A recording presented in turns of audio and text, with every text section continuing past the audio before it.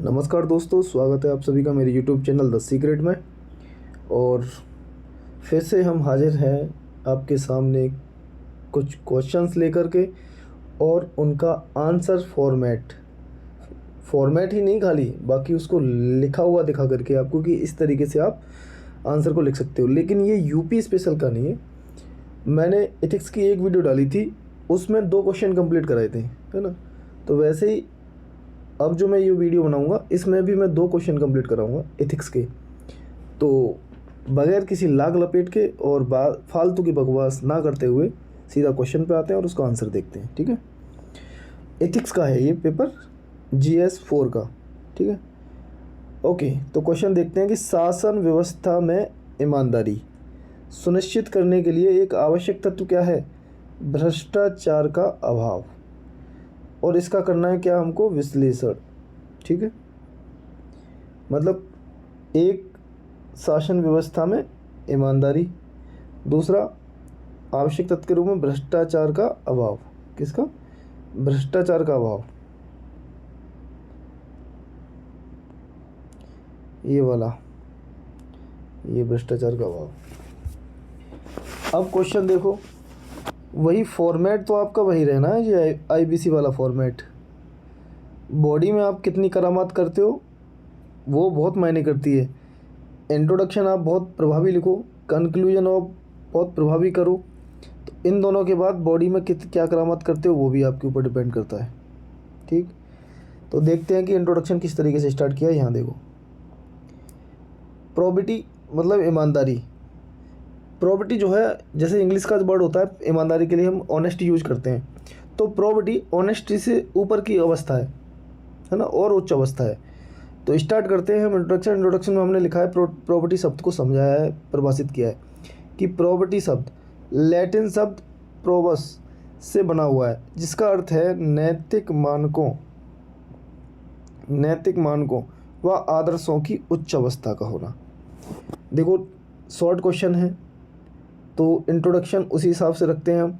अगर 125 वर्ड में लिख रहे हैं तो हम ये मान के चलते हैं कि 15 से 20 वर्ड में हम इंट्रोडक्शन कंप्लीट करेंगे और 15 से 20 वर्ड में हम कंक्लूजन देंगे, और बाकी के बचे 80 लगभग वर्ड वो हम बॉडी में डालेंगे, ठीक है। तो इंट्रोडक्शन हो गया और ठीक ठाक इंट्रोडक्शन है। अब जो क्वेश्चन की डिमांड है उसी के अकॉर्डिंग चलना है हमको। तो हेडिंग क्या बनाइए? भ्रष्टाचार व नैतिकता में संबंध। क्या संबंध है? क्वेश्चन जो पूछ रहा था उसी क्वेश्चन के हिसाब से हम आंसर देने जा रहे हैं कि भ्रष्टाचार का अभाव, और दूसरा शासन व्यवस्था में प्रोबिटी, कि अगर भ्रष्टाचार नहीं होगा किसी भी शासन व्यवस्था में तो कैसे ईमानदारी बढ़ेगी और कैसे ईमानदारी को सुनिश्चित किया जा सकता है भ्रष्टाचार के अभाव में। तो आओ देखते हैं पॉइंट को आगे। पहला, भ्रष्टाचार अगर होता है किसी भी शासन व्यवस्था में तो वो निम्न मूल्यों के विरुद्ध होता है: संवेदना, सत्यनिष्ठा, करुणा। अगर आप में करुणा है, अगर आप भ्रष्टाचारी हो जाते हो तो आप करुणा, किसी पे करुणा दिखाना भी बंद कर दोगे। अगर आप पहले सत्यनिष्ठ हो, अगर आप भ्रष्टाचार करना शुरू कर देते हो तो अब कहाँ सत्यनिष्ठ बढ़ोगे, अब तो झूठ का सहारा लेना शुरू कर दोगे। तो भ्रष्टाचार इन संवेदनाओं के, सत्यनिष्ठा के और करुणा के विरुद्ध होता है। नेक्स्ट, जो हमने जो हेडिंग बनाई थी, ये वाला इधर और ये वाला इधर, है ना। व्यवस्था में इन मूल्यों का अभाव रहेगा तो ईमानदारी नहीं रहेगी, है ना। मूल कौन से? संवेदना नहीं हो, सत्यनिष्ठा नहीं हो, करुणा नहीं हो तो क्या नहीं रहेगी? ईमानदारी नहीं रहेगी। आगे बढ़ते हैं, नेक्स्ट पॉइंट देखते हैं, ठीक है। नंबर 2, भ्रष्टाचार की कमी, लोक धन का उचित उपयोग, ठीक है। कहना क्या चाह रहा है? अगर किसी भी शासन व्यवस्था में अगर भ्रष्टाचार की कमी होगी तो जो पब्लिक का धन है, ये पब्लिक का धन है, उसका कम से कम उचित उपयोग तो हो सकेगा। इससे क्या होगा? सामाजिक न्याय व वितरण मूलक न्याय की प्राप्ति होगी। ये शासन व्यवस्था में प्रॉपर्टी को सुनिश्चित करने का परिणाम है। नेक्स्ट, भ्रष्टाचार के ना होने पर प्रशासन पर अधिक ध्यान दे पाएंगे। भ्रष्टाचार के ना होने पर हम प्रशासन पर अधिक ध्यान दे पाएंगे, एडमिनिस्ट्रेशन पर। जो हेडिंग हमने इसमें डाली थी, जैसे ये इधर वाला मैप और ये इधर वाला, तो आप देखोगे कि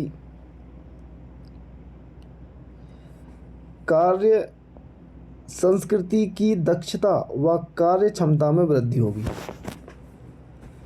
भ्रष्टाचार ना होने पर तो प्रशासन पर अधिक ध्यान दे पाएंगे हम। जब प्रशासन पर ध्यान कैसे अधिक दे पाएंगे, तो उससे कार्य संस्कृति की दक्षता व कार्य क्षमता में वृद्धि होगी।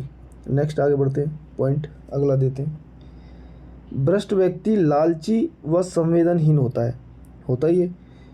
जो व्यक्ति भ्रष्ट होगा वो लालची भी होगा और संवेदना नाम की तो वैसे भी चीज़ नहीं होगी उसमें। और इससे क्या होगा कि करदाता के धन का अपव्यय होता है। ठीक है जी, इतने पॉइंट हमने उसमें बता दिए। आगे, क्योंकि क्वेश्चन का जो डिमांड थी उसी के हिसाब से हम हमेशा क्वेश्चन की डिमांड को नहीं बोलते, और क्वेश्चन की ना डिमांड को बोलते हुए हम उसी को कनेक्टिंग वर्ड के रूप में लिखते चलते हैं। किंतु भ्रष्टाचार का अभाव केवल एक प्रभाव है जो क्रम से आगे एक प्रभाव और उत्पन्न कर देता है, और वह प्रभाव कौन सा है? शासन में ईमानदारी। अगर किसी शासन व्यवस्था में भ्रष्टाचार का अभाव है तो आप देखोगे कि उस शासन व्यवस्था में ईमानदारी, जिसे हमने प्रोबेबिलिटी इंग्लिश में बोला था, वो कायम हो जाएगी। अतः भ्रष्टाचार के अभाव की क्रिया अधिक आवश्यक है। जो क्वेश्चन की डिमांड थी उसी हिसाब से कनेक्टिंग करते जा रहे हैं चीज़ों को। ये आवश्यक तत्व जो बोला था यहाँ, ये देखो, तो उसी को हमने कनेक्टिंग वर्ड के रूप में यहाँ रखा हुआ है कि अतः भ्रष्टाचार के अभाव की क्रिया अत्यधिक आवश्यक है।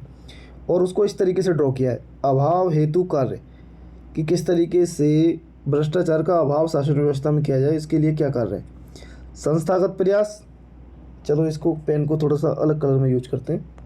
संस्थागत प्रयास, कानूनी प्रयास, सामाजिक पक्ष के प्रयास, नैतिकता के समावेश करने वाले प्रयास, प्रक्रियात्मक पक्ष वाले प्रयास। तो इनमें कौन कौन से क्या क्या काम किए गए। संस्थागत प्रयास के रूप में आप देखोगे लोकपाल को लेकर आया गया, सीबीसी सेंट्रल विजिलेंस कमीशन में सुधार किया गया, लोकपाल को मजबूत बनाया गया। ये संस्थागत के प्रयास हैं। कानूनी प्रयास है ना, जैसे इसमें पीसीए अधिनियम में संशोधन करना, विशल बिलोहर एक्ट में सुधार करना। सामाजिक पक्ष में आप देखोगे तो सोशल ऑडिटिंग करना, समाज की तरफ से सूचना का अधिकार, मतलब शासन प्रशासन के द्वारा किए गए कार्यों की सूचना जनता ले सकती है, सूचना का अधिकार, आरटीआई वाला। ठीक। प्रक्रियात्मक पक्ष में क्या काम किया गया, विवेकाधिकार कम कर दिया जाए। किसी के हाथ में अथॉरिटी ज़्यादा हो, किसी के विवेकाधिकार जो अपनी बुद्धि बल से काम कर सके, निर्णय ले सके, तो प्रक्रियात्मक पक्ष में क्या गया, उनके विवेकाधिकार को कम कर दिया गया। नैतिकता समावेश में आपको आचार संहिता व नैतिक संहिता का समावेश किया गया है। तो ये कार्य क्या है, शासन व्यवस्था में ईमानदारी बनाने के लिए तथा भ्रष्टाचार के अभाव को रखने के लिए। नेक्स्ट, फिर हम उसी चीज़ को नहीं भूले जो क्वेश्चन की डिमांड थी। ये जो ड्रॉ किया है वो क्या है, एक लूप जो ये बताया है, अतः उपयुक्त साधनों के आधार पर यह कहा जा सकता है। उपयुक्त साधन मतलब ये वाले साधन, ये जो कार्य बताए हमने, प्रक्रियात्मक, सामाजिक। तो अतः उपयुक्त साधनों के आधार पर यह कहा जा सकता है कि भ्रष्टाचार का अभाव व ईमानदारी एक दूसरे से संबंधित है। वे दोनों एक दूसरे के पॉजिटिव फीडबैक लूप हैं, या हम कहें कि वह एक दूसरे के पूरक हैं। नहीं, पूरक नहीं है, तो इन्होंने एक शब्द यूज किया है इसमें कि पॉजिटिव फीडबैक लूप है, और वो इसमें दिखा भी दिया इन्होंने चित्र बना करके कि ईमानदारी का प्रभाव पड़ता है कम भ्रष्टाचार पर, और कम भ्रष्टाचार का प्रभाव पड़ता है ईमानदारी पर। जितना कम भ्रष्टाचार होगा ईमानदारी उतनी ज़्यादा होगी, और जितनी ज़्यादा ईमानदारी होगी भ्रष्टाचार उतना कम होगा। तो एक दूसरे का क्या है, पूरक बोल सकते हो, फीडबैक लूप भी बोल सकते हो। और इस तरीके से ये क्वेश्चन यहाँ कंप्लीट हो जाता है। आप देख सकते हो, है ना, तरीका। इस क्वेश्चन में आपने देखा होगा कि ये भी एक तरीका है अपने क्वेश्चन को लिखने का।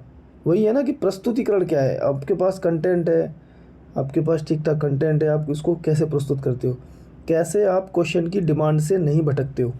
ठीक, और ठीक है, इस तरीके से एक क्वेश्चन ये कंप्लीट हो गया।